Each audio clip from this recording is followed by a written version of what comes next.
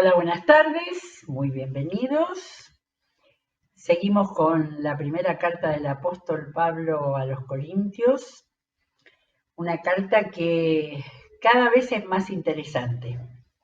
Eh, por supuesto por su contenido, pero sigo insistiendo que el hecho de leer en voz alta, imaginarse uno que está escuchando al apóstol Pablo hablando, con esta situación tan particular, ¿no? Estamos recién en el capítulo 9 y hemos venido viendo una interrelación con la iglesia de la ciudad de Corinto, eh, intensa, podemos decir, con mucho contenido, con muchos temas, eh, que tenemos para darle un montón de miradas, y eso es una base para la lectura de la palabra, ¿no? Un montón de miradas que empiecen por ver el autor, pero en este caso no es alguien como el autor de los evangelios, que uno se está contando lo que sabe, en este caso es alguien que está implicado en sus destinatarios, que son una iglesia,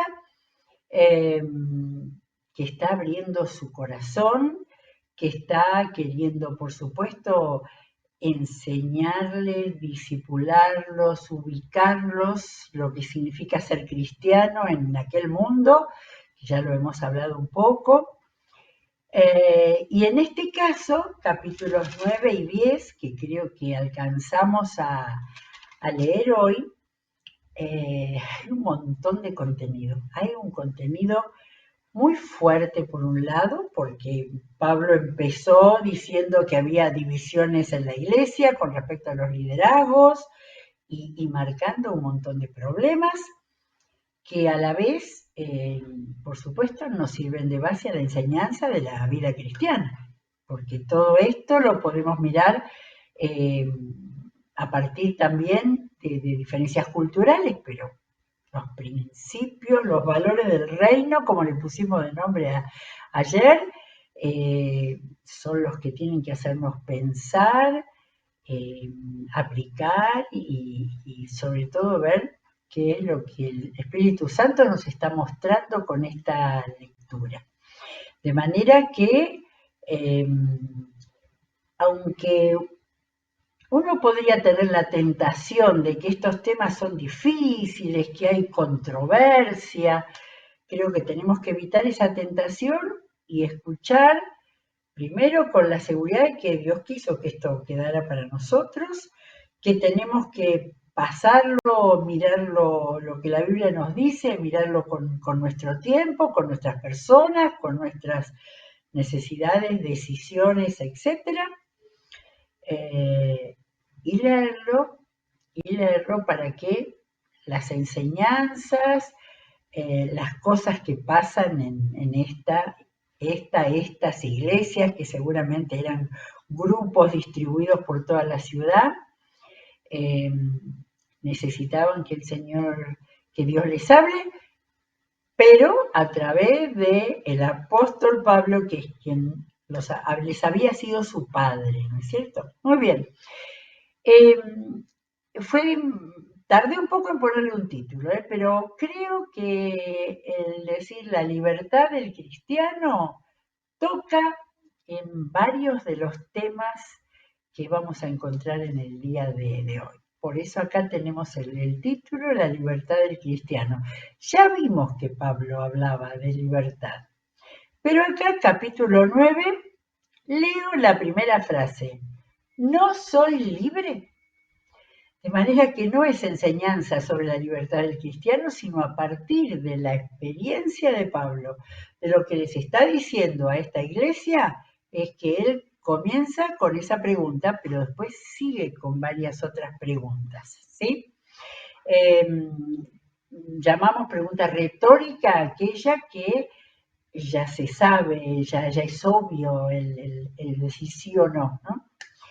Pablo dice, ¿no soy libre? ¿No soy apóstol? ¿No he visto a Jesús nuestro Señor? ¿No son ustedes el fruto de mi trabajo en el Señor? Creo que eran todas preguntas para decir sí, sí, sí. Aunque otros no me reconozcan como apóstol, para ustedes sí lo soy, porque ustedes mismos son el sello de mi apostolado en el Señor. Y otra vez, es decir, marcamos el prestar atención a esa frase, ¿no? Primero está ahí en una controversia, nos enteramos que hay quienes ya habíamos visto que había problemas de reconocer su autoridad en los capítulos anteriores, pero acá directamente habla de otros, ¿sí? Pero ustedes dice que sí. Pero esa primera frase, ustedes, porque ustedes mismos son el sello de mi apostolado en el Señor.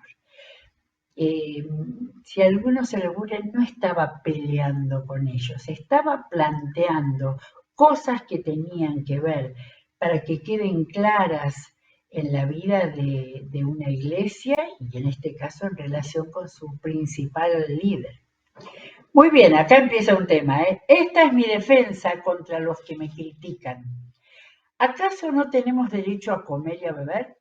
¿No tenemos derecho a viajar acompañados por una esposa creyente, como hacen los demás apóstoles y Cefas y los hermanos del Señor? Acá nos enteramos que Pedro tenía esposa y los hermanos del Señor eran Jacobo, el otro Judas, ¿no? ¿O es que solo Bernabé y yo estamos obligados a ganarnos la vida con otros trabajos? Hemos leído en el libro de los Hechos que efectivamente ellos trabajaban haciendo tiendas. ¿Qué soldado presta servicio militar pagándose sus propios gastos? ¿Qué agricultor planta un viñedo y no come de sus uvas? ¿Qué pastor cuida un rebaño y no toma de la leche que ordeña? No piensen que digo esto solamente desde un punto de vista humano. ¿No lo dice también la ley? Porque en la ley de Moisés está escrito, no le pongas bozal al buey mientras está trillando. ¿Acaso se preocupa Dios por los bueyes? ¿O lo dice más bien por nosotros? Acá está haciendo interpretación bíblica de un pasaje del Antiguo Testamento, que estaba, creo que es en Deuteronomio. Por supuesto que lo dice por nosotros, porque aunque el labrador ara y el segador trilla, deben hacerlo con la esperanza de participar en la cosecha. Si hemos sembrado semilla espiritual entre ustedes, ¿será mucho pedir que cosechemos de ustedes lo material? Si otros tienen derecho a este sustento de parte de ustedes, ¿no lo tendremos aún más nosotros? Me impresiona la honestidad y lo directo que Pablo habla con esa iglesia, que aunque estuvo mucho tiempo, evidentemente estos temas han ido apareciendo posteriormente. Sin embargo, no ejercimos este derecho, sino que lo soportamos todo con tal de no crear obstáculo al Evangelio de Cristo. ¿No saben que los que sirven en el templo reciben su alimento del templo y que los que atienden el altar participan de lo que se ofrece en el altar? Claro, ya lo sabemos por las leyes, los levitas, los sacerdotes. Así también, el Señor ha ordenado que quienes practican el Evangelio vivan de este ministerio. Pablo está dejando acá una enseñanza que ha tenido que ha sido base de la administración de las iglesias, ¿no? Con respecto a sus líderes que estaban con dedicación exclusiva.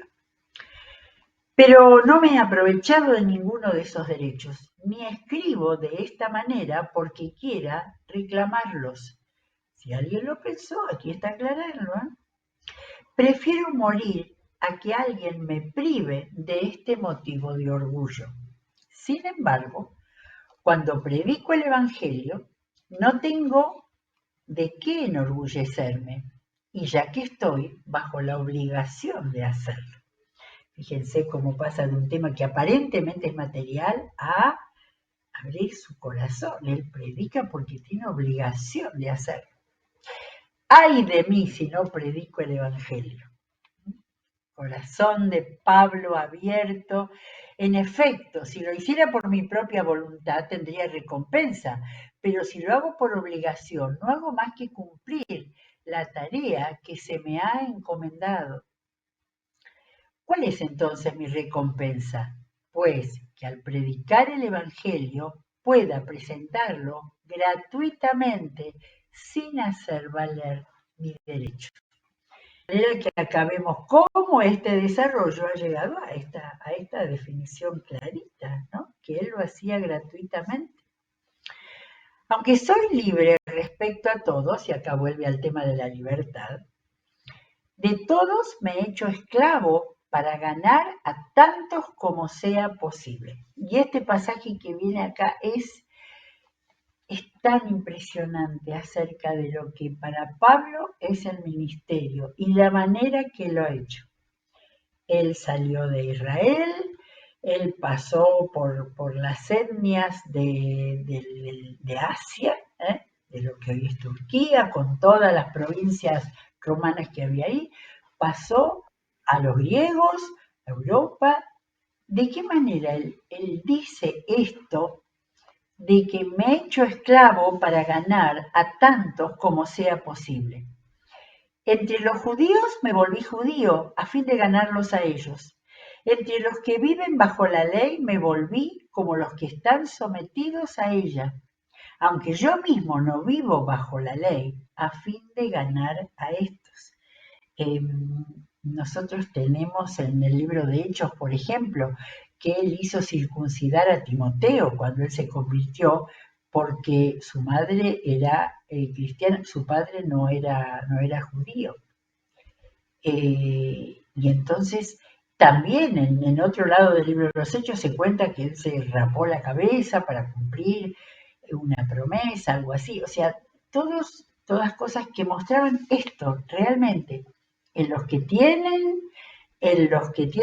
viven bajo la ley me volví como los que estaban sometidos a ella, porque yo no vivo, acá faltaba decir no vivo más bajo la ley, lo había vivido y cómo cuando él no era cristiano, ¿no? A fin de ganar a estos, entre los que no tienen la ley, me volví como los que están sin ley, aunque no estoy libre de la ley de Dios, sino comprometido con la ley de Cristo. Lo está explicando muy claramente, a fin de ganar a los que están sin ley. Entre los débiles me hice débil, a fin de ganar a los débiles. Me hice todo para todos, a fin de salvar a algunos por todos los medios posibles. Todo esto lo hago por causa del Evangelio, para participar de sus frutos. Había hablado así de participar de los frutos, pero para él los frutos eran personas que hayan conocido a Jesús. ¿No saben que en una carrera todos los corredores compiten, pero solo uno obtiene el premio? Corran, pues, de tal modo que lo obtengan. Acá hay otra enseñanza, ¿sí? Creo que hay que tener marcadas las enseñanzas, dejando en este capítulo tan práctico y sin embargo que apunta a valores del Evangelio, a principios del Evangelio, basados en su manera de pensar, basados en su propia vida. Y ahora pone todavía un ejemplo de la carrera, corredores, estando o no estando, pero dirigido a Grecia, donde estaban los inventores de los Juegos Olímpicos. ¿No saben que en una carrera todos los corredores compiten, pero solo uno obtiene el premio? Corran, pues, de tal modo que lo obtengan.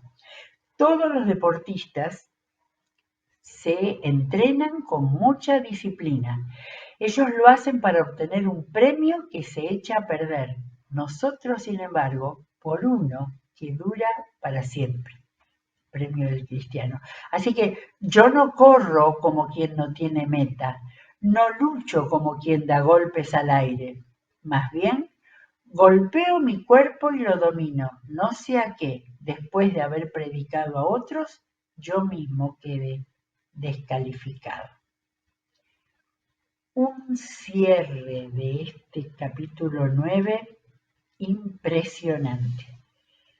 Para leerlo de nuevo, masticarlo, porque habla de la disciplina para una vida cristiana que obtenga la recompensa, ¿sí? Pero habla también el hecho de cómo ha adaptado su presentación del Evangelio a la mentalidad, a las prácticas, a las costumbres, por supuesto, a las creencias idólatras o no de aquellos a quienes les había hablado el Evangelio, porque realmente les habló del Evangelio a todos los lados donde él fue en el mundo antiguo. Bien, sigue, sigue con ese mismo tono, capítulo 10. No quiero que desconozcan, hermanos, acá va otra, que nuestros antepasados estuvieron todos bajo la nube y que todos atravesaron el mar. Todos ellos fueron bautizados en la nube y en el mar para unirse a Moisés. Todos también comieron el mismo alimento espiritual y tomaron la misma bebida espiritual, pues bebían de la roca espiritual que los acompañaba, y esa roca era Cristo. Sin embargo, la mayoría de ellos no agradaron a Dios y sus cuerpos quedaron tendidos en el desierto.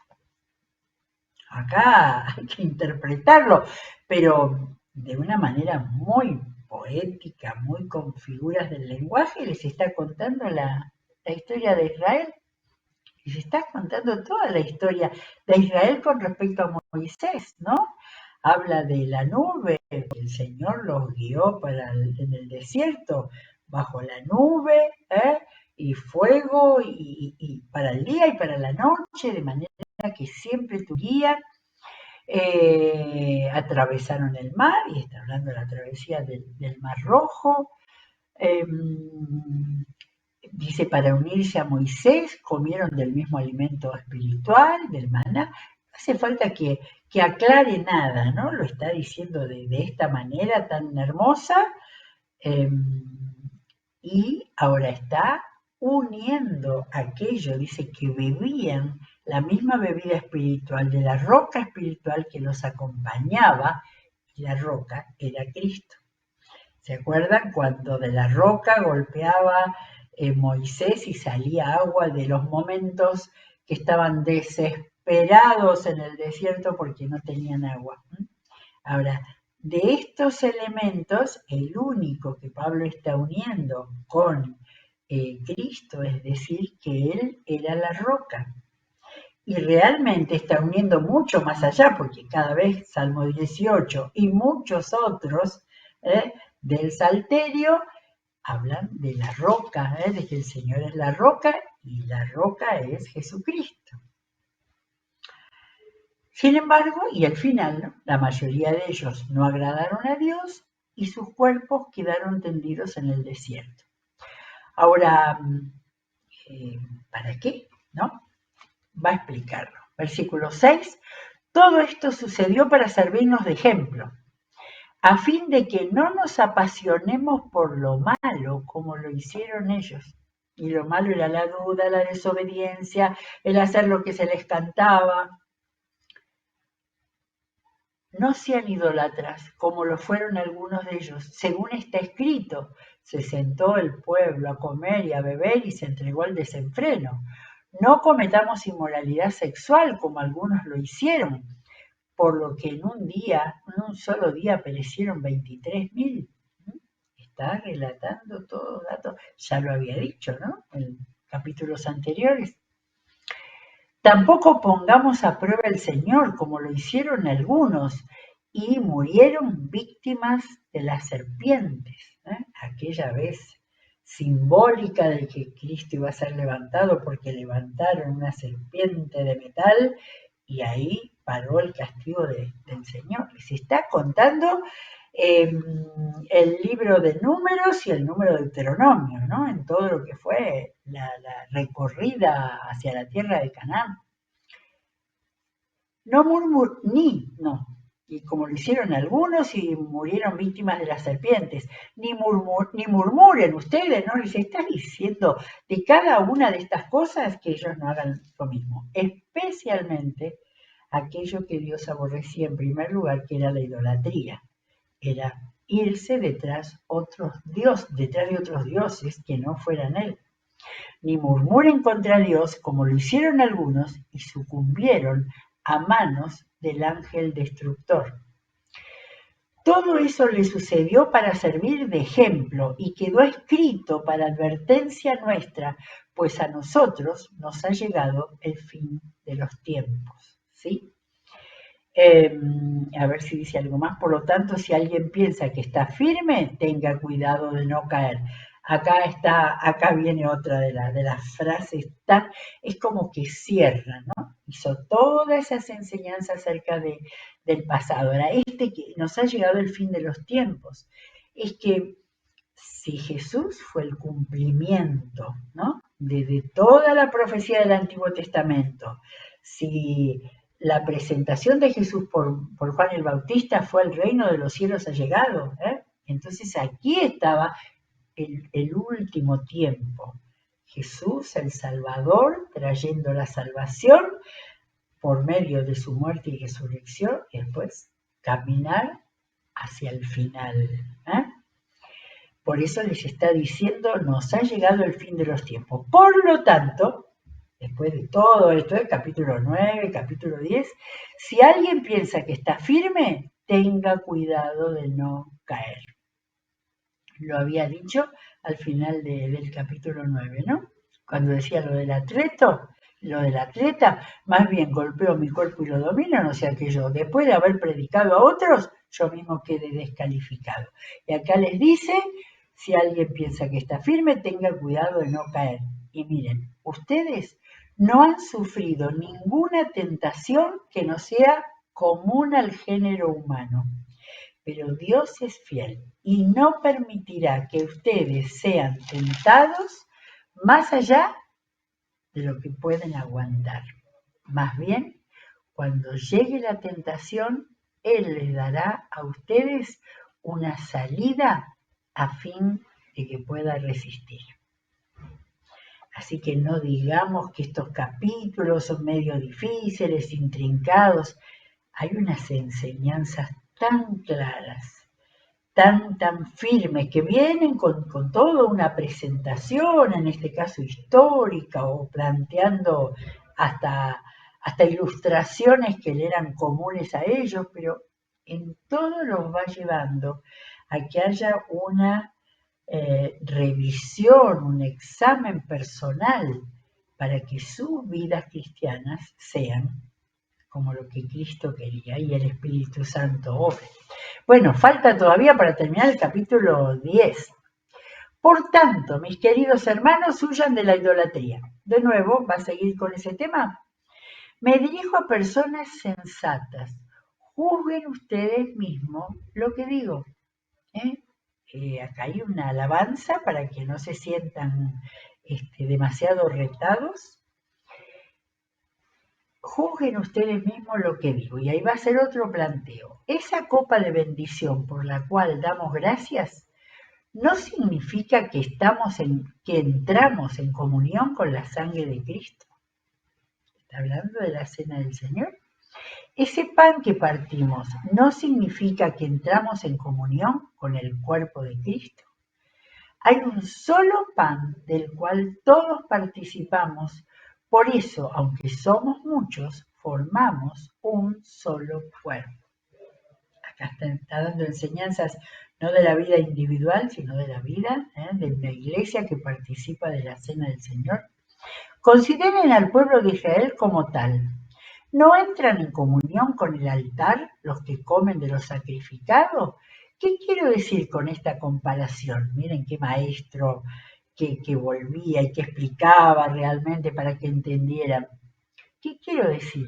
¿Que el sacrificio que los gentiles ofrecen a los ídolos sea algo? ¿O que el ídolo mismo sea algo? No, sino que cuando ellos ofrecen sacrificios, lo hacen para los demonios, no para Dios. Y no quiero que ustedes entren en comunión con los demonios. Enseñanza clarita. No pueden beber de la copa del Señor y también de la copa de los demonios. No pueden participar de la mesa del Señor y también de la mesa de los demonios. ¿O vamos a provocar a celos al Señor? Recordamos cuando el Señor decía en la antigüedad que Él era un Dios celoso, porque Él quería que los suyos fueran obedientes y solamente lo amaran a Él. ¿Somos acaso más fuertes que Él? Y acá empieza a hablar de la libertad, ¿no? Y tomaba este ejemplo de eso de comer de la mesa del Señor, participar de la cena y también participar en otras cosas que tenían que ver con los ídolos, a quienes llama demonios directamente. Vuelve a repetir una frase del capítulo 6. Todo está permitido, pero no todo es provechoso.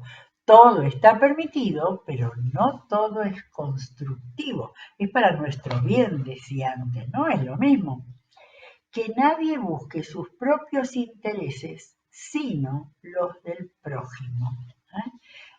Había hablado en ese capítulo antes que lo que se busca sea con amor. Y acá también vuelve esa misma idea. No buscar solo los propios intereses, sino los del prójimo. Coman de todo lo que se vende en la carnicería. Acá el tema de la carne ofrecida a los ídolos, pero ya lo había hablado, pero ahora lo va a explicar claramente. Coman de todo lo que se vende en la carnicería, sin preguntar nada por motivos de conciencia, porque del Señor es la tierra y todo cuanto hay en ella. Repite el Antiguo Testamento. Si algún incrédulo los invita a comer y ustedes aceptan la invitación, coman de todo lo que les sirvan sin preguntar nada por motivos de conciencia. Ahora bien, si alguien les dice esto ha sido ofrecido en sacrificio a los ídolos, entonces no lo coman. Por consideración al que se lo mencionó y por motivos de conciencia. Me refiero a la conciencia del otro, no la de ustedes. Ya había dicho, la carne ofrecida a los ídolos es carne igual, no hay... Pero el otro la ofreció a los ídolos. Y entonces mi conciencia cristiana es la que en ese caso, si le han dicho que había venido de una manera con la que no estamos de acuerdo, entonces decir así, no, porque yo soy cristiano y yo solamente ofrezco a mi Señor. Bien, ¿qué más le dicen? Me refiero a la conciencia del otro, no a la de ustedes. ¿Por qué se ha de juzgar su libertad de acuerdo con la conciencia ajena? Si con gratitud participo de la comida, ¿me van a condenar por comer algo? Lo cual doy gracias a Dios. ¿Sí? Así que yo creo, nos dice, miren, en conclusión, ya sea que coman o beban o hagan cualquier cosa, háganlo todo para la gloria de Dios. No hagan tropezar a nadie, ni a judíos, ni a gentiles, ni a la iglesia de Dios. Acá vuelve. Creo, no lo marqué bien, pero 2 o 3 enseñanzas muy importantes hay en cada capítulo. O sea, plantea un tema, les dice lo que están haciendo mal o los peligros que tienen, pero después marca, en el anterior, después de decir que todo puedo, ¿no? Todo lo puedo, más no todo conviene, decía en Reina Valera, dice que nadie busque sus propios intereses sino lo del prójimo. Este es el versículo 24. Y ahora viene ese caso concreto. Si ustedes no saben que esa carne que les ofrecen, nadie les dice nada, ha sido ofrecida a los ídolos, ¿ustedes dan gracias a Dios por los alimentos? Su conciencia no está entorpecida por nada. Pero si los otros le dicen que ha sido ofrecida, el tema no solo, me parece que Pablo pensaría, no es solo decir, no, porque yo esas cosas, no. Podés tener la oportunidad de testificar del Evangelio. Es decir, yo lo que como es dando gracias a Dios porque Él es el que me ha dado esta comida y todo lo que yo tengo en mi vida es ofrecer al Señor, en primer lugar, mi gratitud. Y ahí lo voy a poder predicar del Evangelio.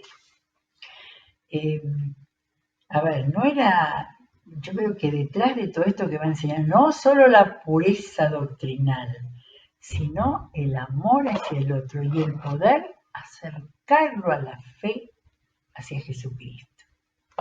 Bueno, entonces va a terminar así este capítulo 10. En conclusión, ya sea que coman o beban o hagan cualquier cosa, háganlo todo para la gloria de Dios.